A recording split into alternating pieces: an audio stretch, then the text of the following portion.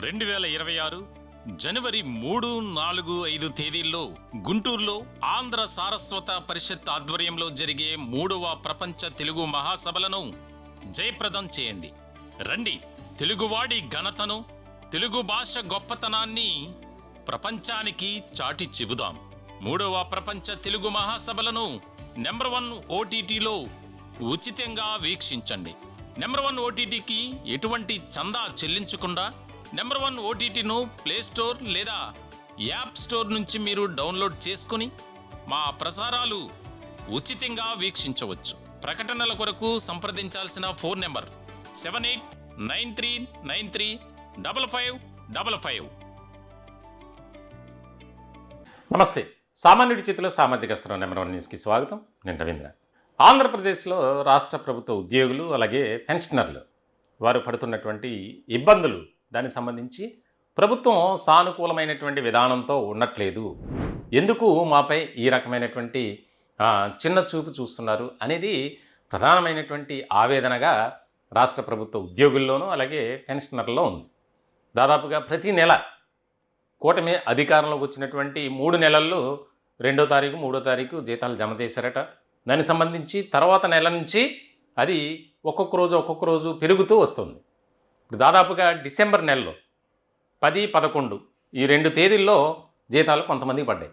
దాదాపుగా ఒక 40% ఎంప్లాయీస్కి, అలాగే కొంతమంది పెన్షనర్లకు కూడా. దీనికి సంబంధించి తీవ్రమైనటువంటి చర్చగా మారింది. ఈ అంశానికి సంబంధించి అలాగే ఉద్యోగులు పడుతున్నటువంటి ఇబ్బందులు, కష్టాలు, నష్టాలు, వారి యొక్క ఆవేదన, ఆందోళన అంతా కూడా సామాన్యుడి చేతిలో సామాజిక అస్త్రం నెంబర్ 1 న్యూస్ మేము ఎప్పుడు కూడా వీడియోస్ చేసి తెలియజేయడం జరుగుతుంది. దీనికి సంబంధించి ఉద్యోగులు అలాగే పెన్షనర్ల నుంచి ఎంతో ఫీడ్బ్యాక్ వస్తుంది. ఇలాంటి క్రమంలో ఉద్యోగ సంఘాల నాయకులుగా చెప్పుకుంటున్నటువంటి కొంతమంది వారి వ్యవహార శైలి ఎలా ఉంది అంటే, ఏదో నిమ్మకం నీరెత్తినట్లు వారికి జీతాలు టైంలోనే వచ్చేస్తున్నాయి. ఎందుకనంటే కూటమి ప్రభుత్వం మళ్ళీ వారికి ఇవ్వకపోతే ఇబ్బంది పడతారు కదా, మళ్ళీ మన మీదకి వస్తారు కదా అనేది. ఇక్కడ చూడండి ఎంత పక్షపాతం. చూస్తే అందరినీ ఒకేలా చూడాలి ప్రభుత్వం.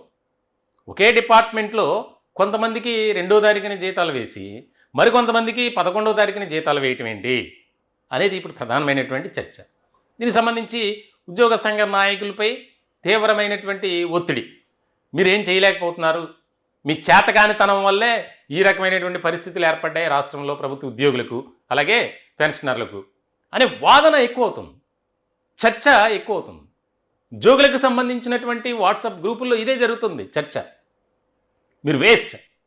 ఇంకొక విషయం ఏంటంటే, నేను చేస్తున్నటువంటి వీడియోస్కు సంబంధించి ఉద్యోగస్తులు ఇస్తున్నటువంటి ఫీడ్బ్యాక్ అదే ప్రధానంగా.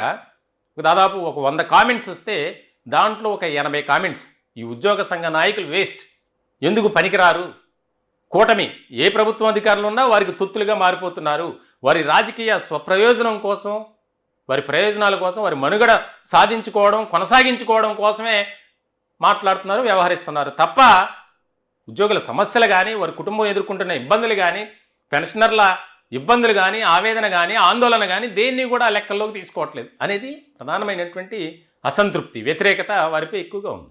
ఇలాంటి సందర్భంలో ఒక యూనియన్ ఒక లేఖ రిలీజ్ చేసింది. దానికి సంబంధించి మేమంటే ఉద్యోగుల తరపున మేము పోరాడుతున్నాం, మేము ఎప్పుడు కూడా వారి సమస్యలపై ఉంటాం అని పత్రిక ప్రచురణార్థం అంటే ఒక ప్రెస్ నోట్ రిలీజ్ చేసింది ఒక యూనియన్. ఆ పేరు దాదాపుగా ఈ వీడియో చూస్తున్నటువంటి ఉద్యోగులకు కానీ పెన్షనర్లకు కానీ అందరికీ ఇప్పటికే తెలుసుండొచ్చు. నేను చెప్పదలుచుకోవాలి ఆ యూనియన్ పేరు.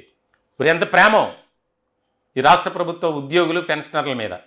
చక్కగా 2 పేజీలు ప్రెస్ నోట్ ఇచ్చారు. ఆ ప్రెస్ నోట్లో ప్రధానమైనటువంటి అంశాలు ఏంటంటే, 1వ తేదీనే జీతాలు పెన్షన్లు చెల్లించాల్సిందే.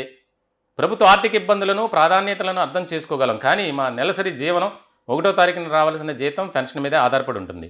ఎట్టి పరిస్థితుల్లో 1వ తేదీనే జీతం పెన్షన్ రాకపోతే ఎంత మా ప్రభుత్వం అనుకున్నా సహకరించలేమంట. మరి 10 రోజులు ఏం చేశారు? 1వ తారీఖు రాలేదు, 2వ తారీఖు రాలేదు, 3వ తారీఖున ప్రశ్నించాలిగా.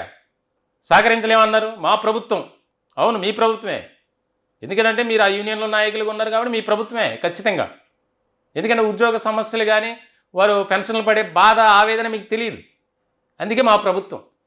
ఎట్టి పరిస్థితుల్లో 1వ తేదీనే జీతం పెన్షన్ రాకపోతే ఎంత మా ప్రభుత్వం అనుకున్నా సహకరించలేం. ఇప్పటికే 35,000 కోట్లు పేరుకుపోయిన ఆర్థిక బకాయిల విషయంలో ఉద్యోగుల నుండి ఒత్తిడి ఉన్న సంయమనం పాటిస్తున్నాం. అది ప్రభుత్వం మీద ఉన్న గౌరవమే తప్ప మా అసక్తత కాదు. చూడండి, ప్రభుత్వం మీద గౌరవం ఉంది, సంయమనం పాటిస్తున్నాం, ఉద్యోగుల నుంచి ఒత్తిడి ఎక్కువైపోతుంది. 10వ తేదీ సాయంత్రానికి కూడా 31 ప్రభుత్వ శాఖలకు చెందిన ఉద్యోగులకు సుమారు 800 నుండి 1000 కోట్ల మేరకు జీతాలు జమ కాలేదు. దీనిపై ప్రభుత్వం నుండి ఎటువంటి వివరణ ఇవ్వలేదు, అధికారిక ప్రకటన చేయలేదు. ఇది ఆర్థిక శాఖ బాధ్యతారాహిత్యమే. ప్రభుత్వం ప్రకటన ఇవ్వాలంట, జీతాలు పలానా తేదీన మేము ఇవ్వగలమని. మరి ప్రభుత్వం ఇస్తే ఉద్యోగ సంఘ నాయకులుగా మీరేం చేస్తున్నట్లండి? నా మాట కాదు, ఉద్యోగులు అడుగుతున్నటువంటి ప్రశ్నను నేను తీసుకుని వారి తరపున మా వాయిస్ మా ఛానల్ తరపున వినిపిస్తున్నాం. 1వ తేదీన జీతాలు పెన్షన్లు చెల్లించే ఆర్థిక స్తోమతను ప్రభుత్వ ఖజానా కోల్పోతుందని ముందుగా ఊహించే ఉద్యోగుల జీతాలు పెన్షన్లు 1వ తేదీన చెల్లించాలని చట్టం చేసేలా ప్రభుత్వాన్ని ఆదేశించమని 2023 జనవరి 19వ తేదీన గవర్నర్ని కలిశాం. అవగాహన లేని వారు మిడిమిడి జ్ఞానంతో మమ్మల్ని అపహాస్యం చేశారు. ప్రభుత్వంలో రాజకీయ అధికార మార్పిడి జరిగినా ప్రస్తుతం ప్రభుత్వం ఉద్యోగుల పట్ల సానుకూలంగా ఉన్నప్పటికీ 1వ తేదీనే జీతాలు పెన్షన్లు చెల్లించలేని పరిస్థితి. మా సంఘ వాదన సరైంది, నిరూపితమైనది. 1వ తేదీనే జీతాలు పెన్షన్ల చెల్లింపు విషయంలో ఎట్టి పరిస్థితుల్లోనూ రాజీ పడలేం. మధ్యతరగతికి ప్రతీకలైన ఉద్యోగుల పెన్షనర్ల అదే బతుకుదెరువు, జీవనాధారం. దీనికి తోడు ఆర్థిక శాఖ అధికారులు నిర్లక్ష్య వైఖరి మరింత బాధాకరం. ఆర్థిక శాఖ మంత్రి కానీ అధికారులు కానీ ప్రభుత్వ పక్షాన ఎటువంటి అధికార ప్రకటన లేకపోవడం పారదర్శకతకు లోపానికి నిదర్శనం. 190% మంది ఉద్యోగులకు హౌసింగ్ లోన్, పిల్లల ఎడ్యుకేషన్ లోన్, వెహికల్ లోన్, ఇలా వివిధ రకాల అప్పులు, వాటిపై ప్రతి నెల 1వ తేదీనే చెల్లించవలసిన నెలసరి వాయిదాలు ఉంటాయి. అలాగే 190% మంది పెన్షనర్లకు నిత్యావసర వస్తువులు, వారి ఆరోగ్య సంరక్షణకు వైద్య ఖర్చులు ఉంటాయి.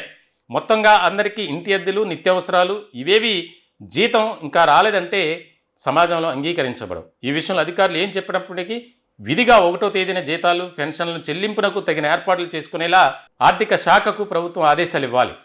ముందుగానే ఆర్థిక శాఖ సమాయత్తం కావాలి. గత ప్రభుత్వం అవమానకరంగా ఉద్యోగులతో వ్యవహరించినప్పుడు మా ప్రభుత్వంలో గౌరవప్రదమైన జీవనం ఉండేలాగా చూస్తామని ఎన్నికలకు ముందు గౌరవ ముఖ్యమంత్రి వర్యులు శ్రీ నారా చంద్రబాబు నాయుడు గారు ఉద్యోగ ఉపాధ్యాయ పెన్షన్లు ఉద్దేశించి రాసిన బహిరంగ లేఖను గౌరవించాలి. కూటమి మేనిఫెస్టోలో ఉద్యోగుల విషయంలో పొందుపరిచిన అంశాలను ఆచరించాలి. ప్రభుత్వం తక్షణమే సానుకూలంగా స్పందించాలి. చాలా బాగుంది ఈ ఉద్యోగ సంఘ నేతలు ఇచ్చినటువంటి ప్రెస్ నోట్. కేవలం ప్రెస్ నోటే.